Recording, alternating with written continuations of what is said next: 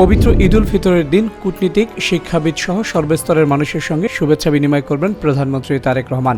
রাষ্ট্রীয় অতিথি ভবন যমুনায় ঈদের দিন সকাল 10টায় এই শুভেচ্ছা বিনিময় অনুষ্ঠিত হবে। বুধবার বিষয়টি নিশ্চিত করেন প্রধানমন্ত্রীর অতিরিক্ত প্রেস সচিব আতিকুর রহমান রুমন। তিনি জানান, প্রধানমন্ত্রী ঈদের দিন সকালে জাতীয় ঈদগাহে নামাজ আদায় করবেন। এরপর সকাল 10টায় যমুনায় উপস্থিত হয়ে প্রথমে কূটনীতিকদের সঙ্গে ও পরে মন্ত্রিপরিষদের সদস্য, সংসদ সদস্য, বিশিষ্ট নাগরিক, শিক্ষাবিদ, আলেম ওলামা, শিল্পী, সাহিত্যিক এবং উচ্চপদস্থ সরকারি ও বেসরকারি কর্মকর্তা সহ সর্বস্তরের মানুষের সঙ্গে শুভেচ্ছা বিনিময় করবেন প্রধানমন্ত্রী তারেক রহমান। প্রধানমন্ত্রী তারেক রহমানের অনুপস্থিতিতে জাতীয় সংসদে প্রধানমন্ত্রীর কার্যালয়ের দায়িত্বে থাকবেন স্থানীয় সরকার, পল্লী উন্নয়ন ও সমবায় মন্ত্রী মির্জা ফখরুল ইসলাম আলমগীর। বুধবার সামাজিক যোগাযোগ মাধ্যমে ফেসবুকে দেয়া এক পোস্টে তিনি নিজে এ তথ্য জানিয়েছেন। অন্যদিকে প্রতিরক্ষা মন্ত্রিপরিষদ, সশস্ত্র বাহিনী বিভাগের দায়িত্ব পালন করবেন স্বরাষ্ট্রমন্ত্রী সালাউদ্দিন আহমদ। মঙ্গলবার এক প্রজ্ঞাপনে এই সিদ্ধান্তের কথা জানানো হয়েছে। প্রধানমন্ত্রী তারেক রহমানের অনুপস্থিতিতে জাতীয় সংসদে তার দায়িত্ব পালন করবেন কারা, এ বিষয়ে সিদ্ধান্ত নেওয়া হয়েছে।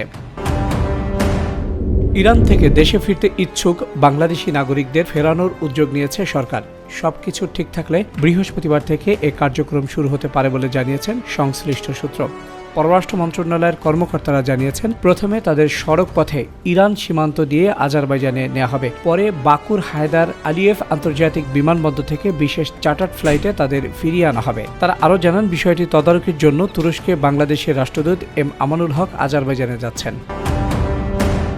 জ্বালানি নিরাপত্তা নিশ্চিতে জরুরি ভিত্তিতে সরাসরি ক্রয় পদ্ধতিতে 3 লাখ টন ডিজেল কেনার সিদ্ধান্ত নিয়েছে সরকার। মধ্যপ্রাচ্যে ক্রমবর্ধমান উত্তেজনা এবং দীর্ঘমেয়াদী চুক্তির আওতায় জ্বালানি সরবরাহে অনিশ্চয়তার পরিপ্রেক্ষিতে এমন উদ্যোগ নেওয়া হয়েছে।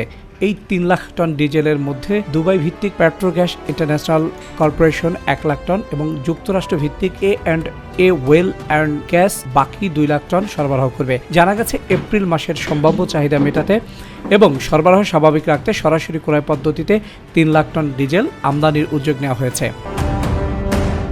ইরান যুদ্ধকে ঘিরে যুক্তরাষ্ট্রের অভ্যন্তরীণ রাজনীতিতে নতুন বিতর্ক তৈরি হয়েছে। ট্রাম্প প্রশাসনের সাবেক কর্মকর্তা ক্যারি প্রেজেনবোলার অভিযোগ করেছেন, যুক্তরাষ্ট্রের নীতি নির্ধারণের ইসরায়েলে প্রভাব রয়েছে এবং এই কারণেই ইরান যুদ্ধে জড়িয়েছে দেশটি।